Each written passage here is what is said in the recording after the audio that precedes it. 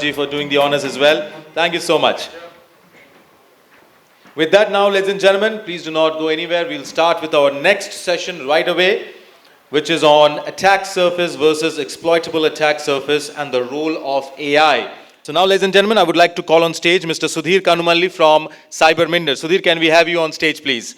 A big round of applause, ladies and gentlemen. Mr. Sudheer Kanumalli, CTO from CyberMindr, who is going to present on attack surface versus exploitable attack surface and the role of AI. Sudheer, all over to you, and looking forward to a great session.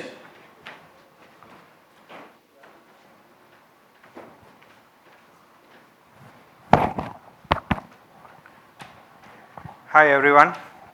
So let me introduce myself. This is Sudheer Kanumalli. So I'll give a little bit of a quick background. I don't bore you much actually. I come from predominantly offensive security background. I'm a red teamer. So we started this company to solve some of the critical problems, because when we are doing a lot of red teamings across the world, every time we are penetrating to the organizations at 100% actually. So today I am going to talk about what is attack surface, how it has been changed over time and how it evolved over time, and what are the biggest challenges that the organizations are facing today, and how, what is the efforts are going to the attack surface management, remediations, and how we are fast tracking it actually. So if we speak about attack surface over time, so predominantly everybody we know, now 15 years back, so everything is in data centers, right? So only we have one firewall. All we need to do is we need to manage the ports very well actually. So that's where there's no security engineers in the office. There is no security problems also, because everything inside actually, all the applications inside, there is no much applications native to internet and all those stuff. There is no much security problems. But what happening is, so again, the cloud era started. Now all the devices, so the servers especially, all moved to cloud. Even pre-production environment, productions environment, your consumers have started SaaS applications and all those stuff. Now the entire digital footprint, now it's in cloud. That's where the attackers are seeing lot of digital assets. So the first thing is we natted our digital assets because of the business growth. And the third era is supply chain era. So let's say we are using Slack, we are using Office 365, we are using so many softwares, and we don't know how they are secure. And our users are predominantly putting a lot of data into these third-party applications where the company doesn't have any visibility into it actually. And so this is where the lot of attacks started on the third party. If you see the recent attacks, the shipping industries or manufacturing industries, or in if you go to any power production industries, most of the attacks now are coming from a third parties actually. And again, so today we are in AI era.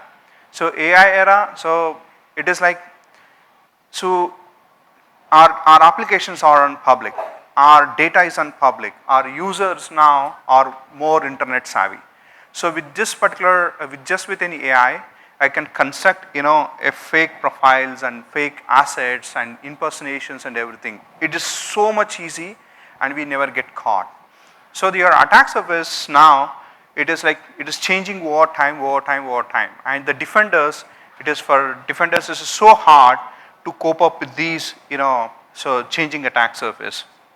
And what are the biggest problems? For the customer's perspective, what we saw is, one of the major problems is false attributions. So in the attack surface management. So if you go back and buy any tool and you want to see what is your attack surface and all those stuff, so many a time, you see that, this device is not mine, this asset is not mine. So we used to use this particular IP address a while ago, so we are not using now, why it is reported to us. And again, there are a lot of false positives, like a lot of vulnerabilities now everybody is throwing at place, and when we go under remediation efforts, it is like there's so much of an efforts organizations are putting, but we are not seeing the ROI. The companies are not seeing the ROI. Why? Because all are false positives. To identify the false positives itself, it's taking a longer time. Then identifying, remediating vulnerabilities, it takes much harder actually. And again, so most of the enterprise now, they are facing like, a lot of signals. So let's say earlier there was only few assets, few vulnerabilities. Now it is like the assets are in thousands. Now we are seeing some of the organizations where assets, grown to the lakhs as well, actually. Because of these overwhelming assets that is native to internet, it is very hard to identify their assets itself. What is their assets, what is not their assets, and all those stuff. And hunting the right asset where the vulnerabilities are sitting, it is so difficult because we have to go through each record and all those stuff. Actually, this is where exploitable attack surface will come and will help you. Actually, what is exploitable attack surface is actually, so let's say why it matters is like exploitable attack surface is like getting remove of all your clutter and testing it all vulnerabilities, so whether it can be exploited or not from the hacker's perspective, so that you don't need to go through all false attributions, what I mentioned, you don't need to go about false positives. It is just focus on what is that can be exploited from the attacker's perspective, so that you close it very quickly, so that you will be very safe.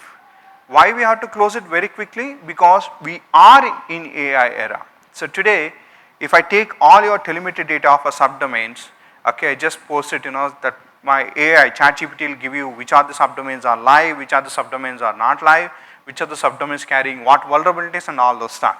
So that means attacks has become simple and attacks has become faster. How do we defend? Our customers has to defend this fastness, actually. So that's where the exploitable attack surface, actually, it comes into picture, and it will solve really the biggest problems of remediating the and throwing the clutter and remediating the vulnerabilities faster, actually. Again, so this is one of the example. So many of the people have seen, so how many people are impacted by polyfill? Polyfill is one of the third party component, so it has been impacted globally. So what is polyfill means? So here I am giving two references where, so polyfill is one of the third party component that is used in the websites, actually. So that's predominantly loads into something, some function, actually. It's a software. And attackers has attacked that particular polyfill and poisoned actually their server. So the people who is using the polyfill, so like say if you have two examples, one is here we are referencing it, so polyfill.io, so and /v3 and polyfill. So this is where we are rewriting or rerouting that URL to the cloud, and we are downloading certain frames, actually. So that's where when attackers are poisoning that particular cloud instance, when you download it, that's where the attack comes into your doorsteps, actually. And here another way is like polyfill has been properly implemented into their application. Let's say we download that particular libraries and we install it. So when we scan from the outside in, actually many of the people, they say the moment when you identify the polyfill.io or polyfill as a keyword, they say it is vulnerable. But when an analyst, when our security people, they go and check, saying that they try to understand how the polyfill is vulnerable. First they have to understand what happened to the polyfill, how it has been attacked, how attackers can leverage and all this stuff, right? So for them it will take a lot of time. So what we have done in CyberMindr is like, so let's say we eliminate, so we clearly differentiate what can be attacked, what cannot be attacked. So it is based on the context of your deployment, okay, how your assets are deployed and all those stuff. So that's where exploitability will really help, saying that what is our vulnerability that can be impacted, what can be exploited. So and what are the biggest challenges today for AI, for challenges and AI for the defenders, actually. So the biggest challenges from the AI, from the attacks perspective is, so lot of there's thousands of vulnerabilities are there, thousands of exploitabilities are there. Let's say you go and you check your domain, there are a lot of third-party components will be there. In these third-party components, okay, the attackers are leveraging these third-party components and they just like pasting into just ChatGPT and generating a lot of, attack templates saying that, okay, this is my attack template, this is how I can attack this particular organization. So that's where, so how AI can benefit.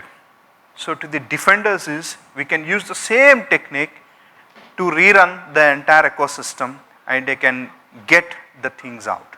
Saying that, okay, and we can do it at a scale. So earlier, I'll give you some of the metrics.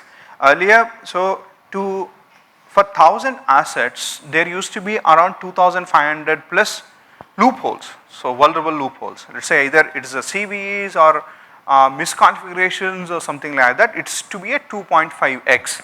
So that is like a non-exploitable vulnerabilities. So how attackers are leveraging those is like now, it's like they are downloading all the 2.5K, so vulnerabilities, and they are uploading it to the ChatGPT in a single go, and they are asking, you tell me, so where I can penetrate, what are the, doors, I can go in really, which server I can complement. It gives you result in just 15 minutes with the deep research, just 15 minutes actually. So that's a scale. So today, and AI, so it is not only, and for the how defenders they are using the AI is, let's say the same technique we use it and we use, we pass on our data, our third party data, our fourth party data to see where the attacks are coming up. So that's one of the benefit. AI can benefit both to break in or to defend actually. Here are some of the real world examples. So one of the customers, so initial discovery what we have done is, it's like, so there is like IP addresses, subdomains and all those things. There are 20,000 plus signals that we identified. So once we identified 20,000 plus assets, you just imagine that is 85,000 plus vulnerabilities, it's used to come up. So then what CyberMindr really does is, like say we passed on everything and we implemented AI. Now we have reduced everything to just 200 exploitable, vulnerabilities, and we are real-time mapping with the AI. So that, so those 200 if you focus on that, so it will reduce your 90% of your noise actually. So that's where the ROI. So where the ROI comes in is like, acting fast, acting with low bandwidth and with low resources, because everybody don't get security budgets, right? We can't get very skilled resources today, and we don't get so many people to do that and all those stuff. So I'll give a little bit quick, so what CyberMindr solution is all about. So CyberMindr is a SaaS-based platform, so where it's predominantly built on attacker's perspective. So how attackers can attack any of the organization, they always start with a domain name. Once they start with the domain name, so they just go and picks up all your data from all the OS and sources like Shodan, Census, and lot of places actually.